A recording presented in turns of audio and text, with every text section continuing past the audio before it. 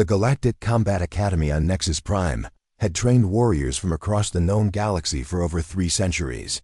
Its crystalline spires pierced the purple sky, casting rainbow shadows across the training grounds, where cadets from 100 worlds honed their skills. Yet despite its reputation for excellence, the Academy had never quite known what to do with Deathworlders. Emma Kane stood at attention in the morning formation, her human frame dwarfed by the towering Zalkians to her left and the armored Korthuk to her right. At 5 feet 6 inches, she was considered small by Academy standards, though her compact build spoke of dense muscle and efficient design. Her brown hair was pulled back in regulation style, and her green eyes held a steady focus that many of her alien classmates had learned to respect, though not all.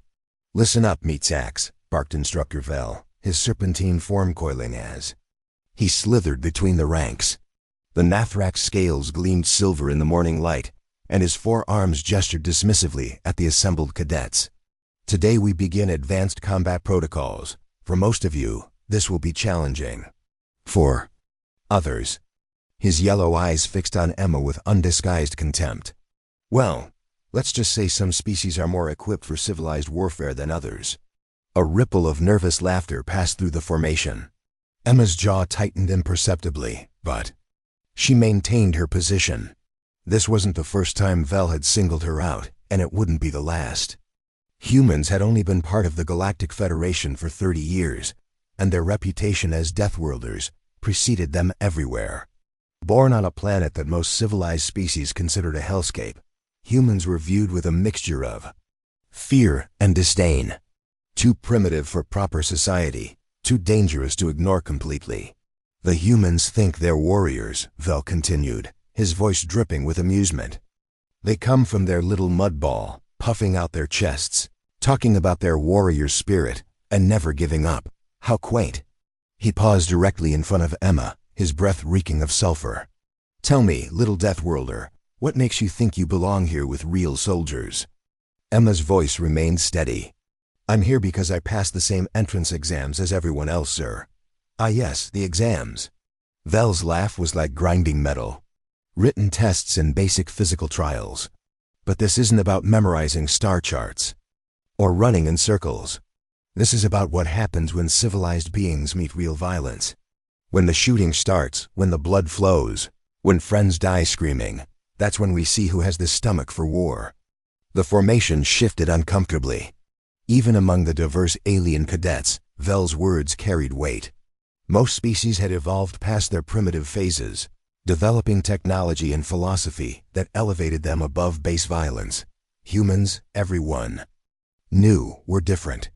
They had reached the stars while still carrying the savage impulses of their predatory ancestors. "Deathworlders are relics," Vel continued, warming to his theme. "Useful perhaps for grunt work, for the jobs too dirty for civilized soldiers. But leadership, strategy, the noble art of war?" He shook his head dismissively. "Those require evolution beyond mere animal instincts." Emma felt the familiar fire building in her chest, the same heat that had driven her ancestors to survive. Ice ages and predators to build civilizations and reach for the stars. But she had learned control over her 18 years of life, especially during her time at the Academy. Humans who couldn't control their instincts didn't last long in civilized space. Every great journey starts with a few brave explorers. Sci-Fi stellar conflict is just beginning, and your support means everything. If you're hungry for HFY battles and tales of human valor against alien might, hit subscribe. It's free, and it helps us bring these frontlines to you. As the formation broke up for individual training sessions, Emma caught the sympathetic glance of her roommate, Kira, a blue-skinned Andorian whose people had been among the first to welcome humans into the Federation. Most of the other cadets simply avoided her, neither hostile nor friendly, just maintaining the careful distance that seemed to follow humans everywhere. "Don't let him get to you," Kira whispered as they headed toward the combat simulators. "Vel's just bitter because a human cadet outscored him in tactical assessment last cycle." Emma nodded, but her mind was already elsewhere. She could feel the weight of expectation, the constant pressure to prove that humans deserved their place among the stars. Every mistake would be magnified, every success diminished. She was not just fighting for her own future, she was fighting for the reputation of her entire species. The training facility hummed with activity as cadets paired off for sparring matches. Emma found herself, as usual, without a partner. The other cadets seemed to develop sudden interest in their equipment or urgent conversations whenever she approached. It was Vel who solved the problem, his voice cutting through the noise with malicious glee. "Kane, since no one seems eager to train with our resident Deathworlder, you can work with the automated systems. Let's see how your primitive reflexes handle some real combat scenarios." The isolation stung more than Emma cared to admit, but she moved toward the simulation chambers without complaint. Behind her, she could hear Vel's voice continuing his commentary, each word designed to cut a little deeper into her confidence. The automated combat chamber sealed around Emma with a hiss of pressurized air. Unlike the padded sparring areas where other cadets practiced, the simulation room was stark and unforgiving metal walls, harsh lighting, and an array of weapon systems that could deliver painful but non-lethal strikes. It was designed to push cadets to their absolute limits, to break down their inhibitions, and force them to embrace the violence necessary for war. "Beginning intermediate combat scenario," the computer announced in its emotionless voice. "Objective: survive for 15 minutes against escalating threats. Medical team standing by." Emma rolled her shoulders, feeling the familiar looseness that came before action. Around her, holographic enemies began to materialize, first a few humanoid figures wielding energy weapons, then more complex threats as the simulation progressed. The other cadets had gathered outside the observation windows, their faces pressed against the transparent aluminum as they watched the show. "Look at her," she heard Vel's voice through the speakers. "See how she moves? Pure instinct, no thought. This is what I mean about Deathworlders. They're animals pretending to be soldiers." The first wave of enemies opened fire, their simulated weapons sending bolts of energy that would cause excruciating pain if they connected. Emma moved, her body flowing between the attacks with fluid grace. Her human ancestors had dodged the claws of saber-toothed cats and the charges of massive predators. Energy weapons, for all their technological sophistication, were just another kind of threat. She returned fire with her training weapon, each shot precise and economical. The crowd outside had grown larger, cadets from other training sessions, drawn by the spectacle. Emma tried to ignore them, focusing on the immediate threats, but Vel's commentary continued to penetrate her concentration. "Notice how she relies on raw aggression," he was saying to the assembled cadets. "No finesse, no strategy. Just the same berserker fury that helped her ancestors club mammoths to death. This is why Deathworlders can never truly be officers. They lack the intellectual capacity for civilized warfare." The simulation escalated, throwing more enemies at her with increasing frequency. Emma's breathing remained steady, her movements economical. She had learned to ration her energy, to fight smart rather than just hard. But the constant barrage was wearing her down, and she could feel the first hints of fatigue creeping into her muscles. "She's slowing down," observed Cadet Thex, insectoid Vorthek whose species prided themselves on their analytical minds. "Humans always burn out quickly. No staying power. That's what happens when you rely on primitive reflexes." Vel agreed, his voice carrying the satisfaction of a teacher whose lesson was proceeding exactly as planned. Real soldiers learn to pace themselves, to think tactically. Deathworlders just throw themselves at problems until they die or get lucky. Emma gritted her teeth, forcing herself to maintain focus. The simulation was entering its final phase, and the challenges were becoming genuinely dangerous. Multiple enemies attacked from different angles, forcing her to divide her attention and react with split-second timing. This was the part where most cadets failed, where the stress and exhaustion finally broke their concentration. But humans had evolved to handle stress differently than other species. Where others might freeze or panic, Emma felt her perception sharpen, her reflexes quicken. The ancient fight-or-flight response kicked in, flooding her system with adrenaline and endorphins. Time seemed to slow, allowing her to track multiple threats and respond with inhuman speed. "Impossible," breathed Cadet Zorn, a gray-skinned colony whose species had never developed significant predatory instincts. "How is she moving that fast?" Vel's expression had shifted from amusement to concern. The simulation was supposed to be humbling, a reminder of the gap between human capabilities and proper military training. Instead, Emma was not just surviving, she was thriving, her performance actually improving as the pressure increased. "Computer, increase difficulty to maximum," Val commanded, his voice sharp with irritation. The simulation responded instantly, flooding the chamber with enemies that would have overwhelmed most cadets within seconds. Emma danced between them, her movements becoming more fluid and deadly with each passing moment. She was no longer just reacting to threats, she was anticipating them, reading the patterns and exploiting weaknesses with an intuition that seemed almost supernatural. Crowd outside had fallen silent, their earlier amusement replaced by something approaching awe. Even the other instructors had gathered to watch, their expressions ranging from impressed to deeply concerned. Humans were supposed to be primitive, controllable, limited by their savage instincts. What they were witnessing suggested something far more dangerous. 15 minutes elapsed, the computer announced. Simulation complete. Cadet Kane, report to medical for standard post-exercise evaluation. Emma stood in the center of the chamber, barely breathing hard despite the intensity of the exercise. Around her, the holographic enemies faded away, leaving only the stark metal walls and the watching eyes of her fellow cadets. She had proven her competence, demonstrated that humans could handle whatever the Academy threw at them. But as she looked at the faces pressed against the observation windows, she realized that her success had not won her any friends. If anything, the fear and suspicion in their eyes had intensified. She was no longer just a curiosity or an object of derision, she was a threat. A reminder that the galaxy's newest members might be more dangerous than anyone had imagined. Vel's voice crackled through the speakers, his tone stripped of its earlier amusement. "Adequate performance, Kane. Return to your quarters for rest period. Tomorrow we begin advanced team tactics, assuming you can learn to work with civilized soldiers instead of just showing off your animal instincts." The insult stung, but Emma had heard worse. She collected her equipment and headed for the exit, ignoring the stares and whispered conversations that followed her passage. Outside, Kira was waiting with a towel and a bottle of water, her blue face creased with concern.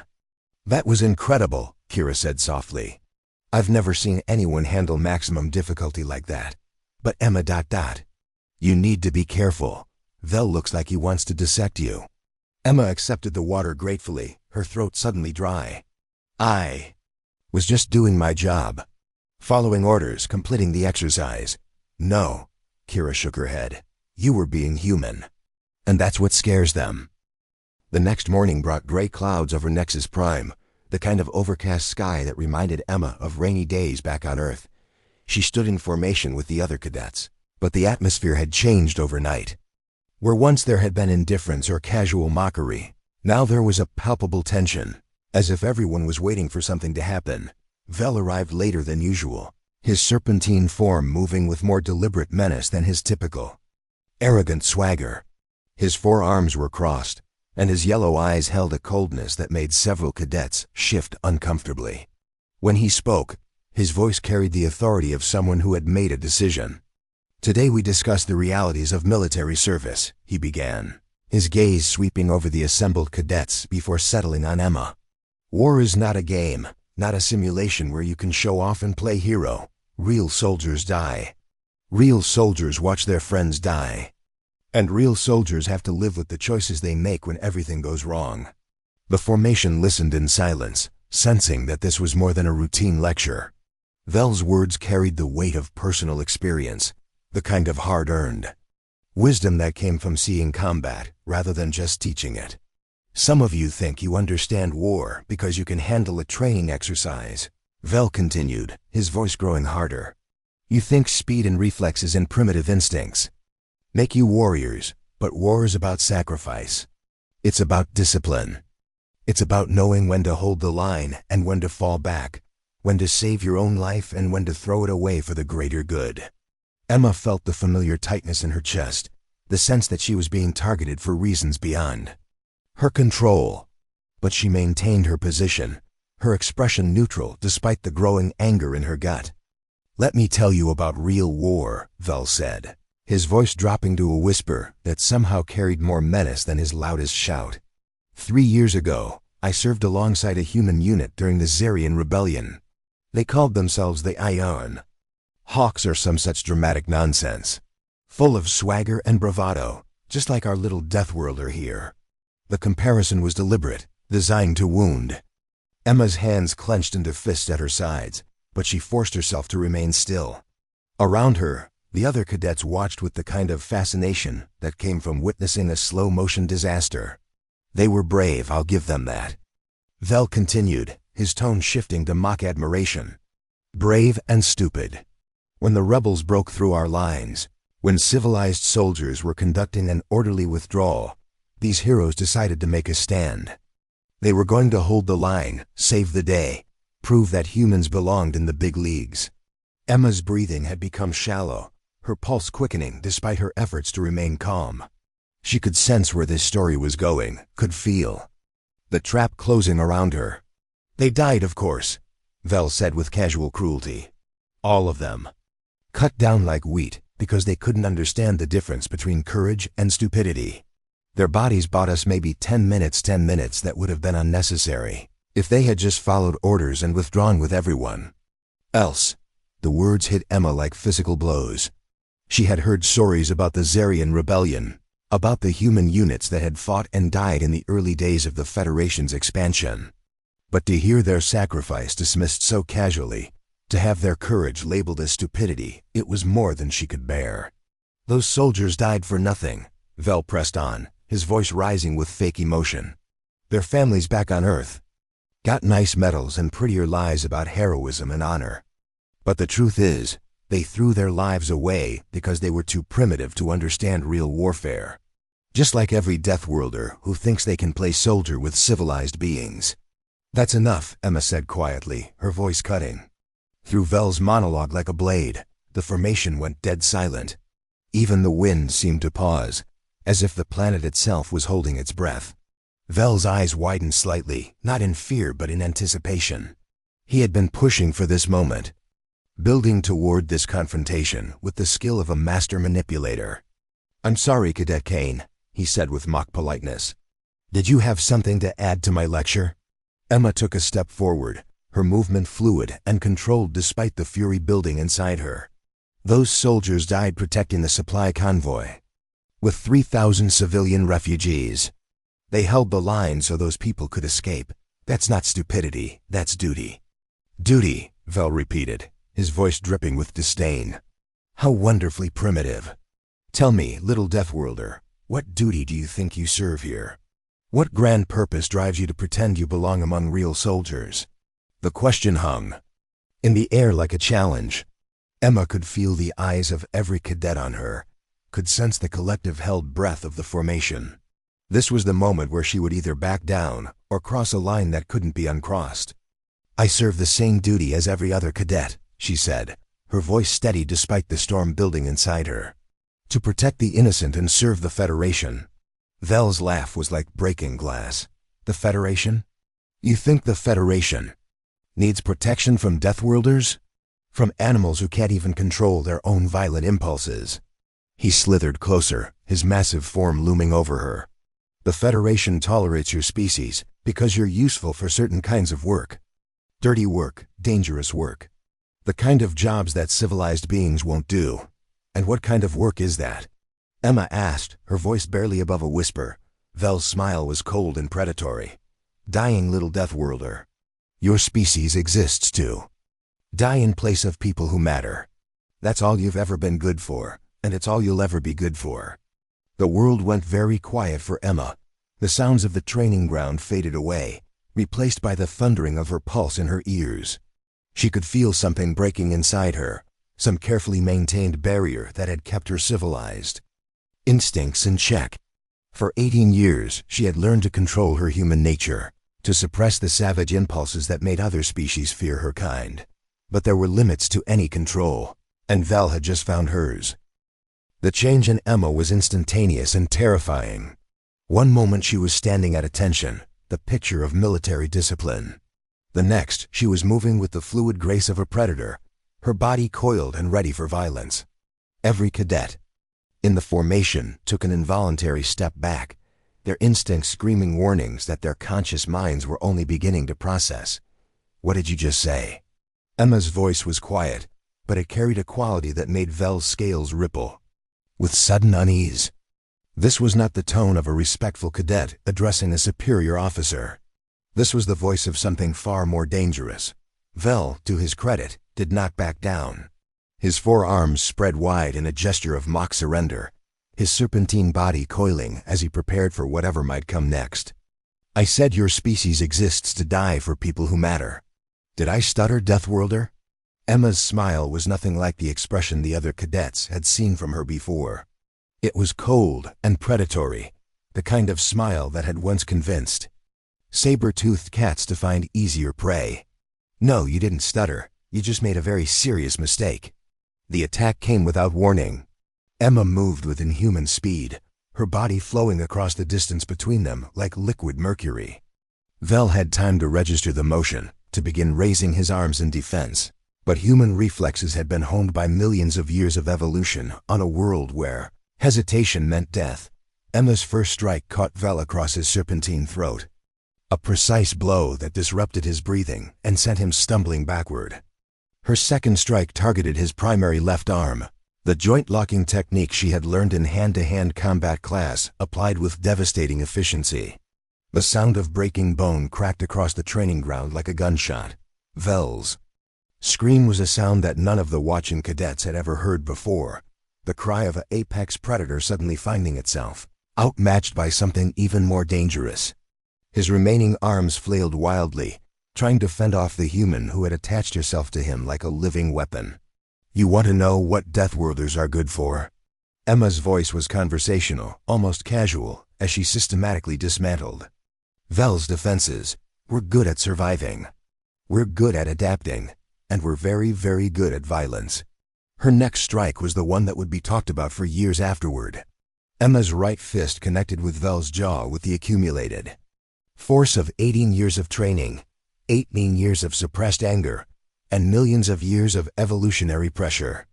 The impact was audible across the entire training ground, a wet, crunching sound that made several cadets turn away in horror. Vel's jaw shattered completely, fragments of bone and tissue scattering across the ground. He collapsed, his serpentine form writhing in agony as he tried to process what had just happened to him. The instructor who had moments before been mocking human weakness now lay broken and bleeding at the feet of the species he had dismissed as inferior. Emma stood over him, her breathing steady despite the violence she had just unleashed. Her knuckles were bloody, her uniform torn, but her expression was calm, almost peaceful. This was what she had been designed for, what millions of years of evolution had prepared her for. Not the sanitized combat of the academy, but the raw, brutal reality of life and death. "Medical team to training ground 7. Someone was shouting over the comm system. "Instructor down, repeat, instructor down." The other cadets stood frozen, their minds struggling to process what they had witnessed. This was supposed to be impossible. Students did not attack instructors. Civilized beings did not resort to such primitive violence. And Deathworlders were supposed to be controlled, contained, safely channeled into useful roles. But Emma had just shattered every assumption they had held about her species. She was not a barely controlled animal to be mocked and dismissed. She was a weapon, forged by evolution and tempered by training, and she had just demonstrated why humans had earned their reputation as the most dangerous species in the galaxy. Other instructors arrived, their faces grim as they took in the scene. Commander Thorne, the Academy's chief instructor, was a veteran of dozens of campaigns and had seen every kind of violence the galaxy had to offer. But even he paused when he saw Vel's broken form and the human cadet standing calmly beside him.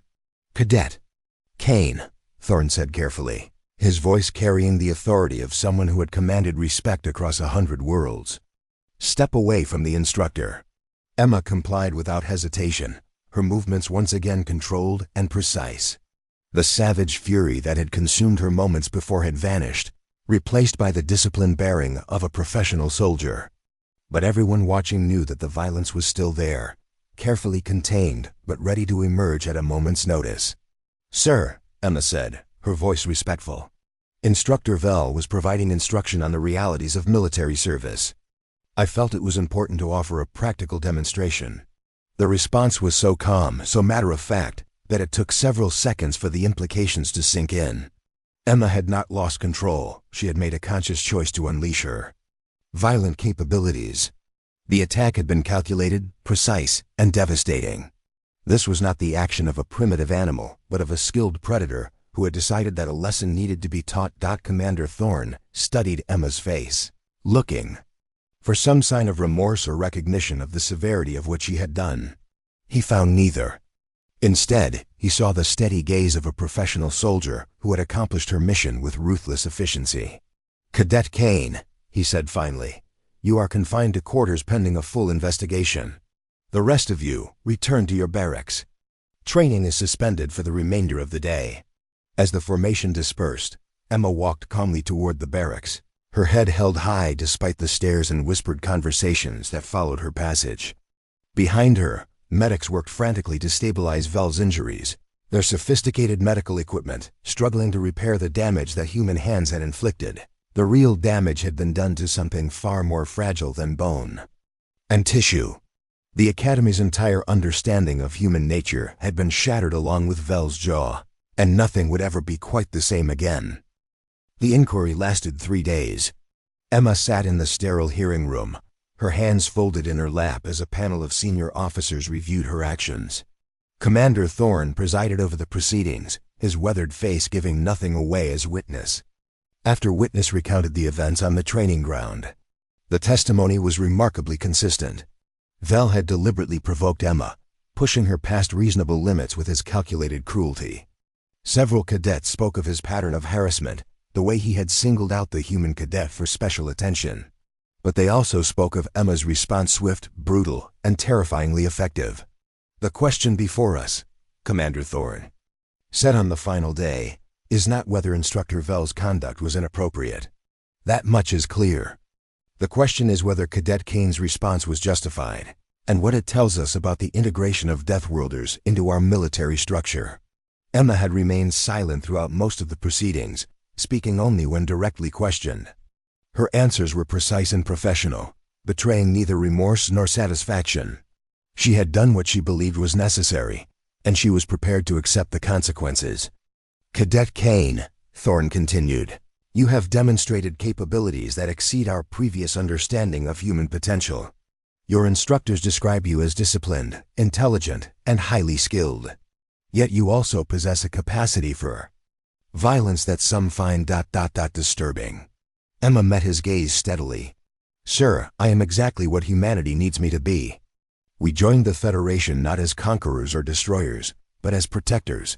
Sometimes protection requires violence. Sometimes civilized solutions fail, and someone has to be willing to do what others cannot." The panel exchanged glances. This was the crux of the matter, not Emma's actions, but what they represented. Humans had evolved on a world that demanded constant vigilance, instant violence, and the ability to kill without hesitation. These traits made them invaluable in certain situations, but they also made them dangerous in others. The medical report on Instructor Vel is extensive, continued Admiral Kepler, the Terran representative on the panel. His injuries will heal, but the psychological impact may be permanent. You have fundamentally altered how this academy views human capabilities. Good, Emma said simply. Respect born from fear is still respect. The bluntness of her response sent a ripple through the room. Other species might have offered apologies or explanations, but Emma saw no need for such niceties. She had proven her point in the most direct way possible. Commander Thorne leaned forward. Cadet Kane, your actions have created a significant problem for this academy. We can no longer treat human cadets as we have in the past. The assumption that Deathworlders could be controlled through traditional discipline has been proven false. What do you suggest we do about that? Emma considered the question carefully. Sir, I suggest you start treating us as the soldiers we are instead of the monsters you think we might become. We're not animals to be mocked or specimens to be studied. We're professional military personnel who chose to serve alongside you, instead of against you. The room fell silent. The implications of Emma's words were clear. Humanity's integration into the Federation was not a gift to be grateful for, but a choice that could be reconsidered. The galaxy had seen what happened when Deathworlders were pushed too far, and the results had been catastrophic for everyone involved. "This inquiry is concluded," Commander Thorne announced. "Cadet Kane, you are hereby reprimanded for conduct unbecoming of a military officer. However, given the circumstances of the provocation, you will be allowed to complete your training. Your final assignment will be to the Rapid Response Division, where your particular skills will be most useful." Emma nodded, understanding the subtext. The Rapid Response Division was where the Federation set its most dangerous problems. Missions too violent or too risky for regular military units. It was an honor in its way, but also a form of exile. Humans would be valued for their capabilities but kept separate from the civilized species they served alongside. As the panel dispersed, Commander Thorne approached Emma privately. "Off the record, Cadet Kane, I'm not sure whether to thank you or court-martial you. Vel needed to be taken down a notch, but your methods were ... extreme." "Sir," Emma replied, "on my world we have a saying. Speak softly and carry a big stick. For too long, humanity has been speaking softly while everyone assumed we were harmless. Sometimes you have to remind people why they should listen." Thorne nodded slowly. "Your species frightens us, you. No, not because you're evil, but because you're so very good at what you do. When you decide to hurt someone, you don't hesitate. When you decide to protect someone, you don't quit. That kind of absolute commitment is terrifying to species that have learned to compromise." Emma smiled, and for once it was genuinely warm. "Sir, we don't want to be feared. We want to be trusted. But trust has to be earned, and respect is to be maintained. What happened with Vel was necessary, not just for me, but for every human who comes after me." 3 months later, Emma graduated at the top of her class. The ceremony was subdued, with none of the celebration that typically marked such occasions. The other cadets maintained respectful distances, their fear and awe palpable in the air around her. But respect was there too, the kind of respect that came from witnessing true competence in action. Vel had returned to duty, his jaw reconstructed, but his arrogance permanently damaged. He no longer mocked Deathworlders and his lectures on the realities of war carried a new authenticity. He had learned, in the most direct way possible, that some lessons could only be taught through violence. Emma's first assignment took her to the frontier worlds, where human units were becoming legendary for their effectiveness against pirate fleets and rebel movements. She served with distinction, her name eventually becoming synonymous with the kind of decisive action that ended conflicts before they could spread. Years later, when new human cadets arrived at the academy, they found a changed institution. The mockery was gone, replaced by a careful respect that acknowledged what humanity brought to the galaxy. They were still Deathworlders, still dangerous, still slightly apart from their civilized colleagues. But they were also protectors, the ones who stood between the darkness and the light, who did the jobs that others couldn't or wouldn't do. And in the end, that was exactly what the galaxy needed them to be. The age of underestimating humanity had ended with a single devastating punch. The age of earning their place among the stars had begun.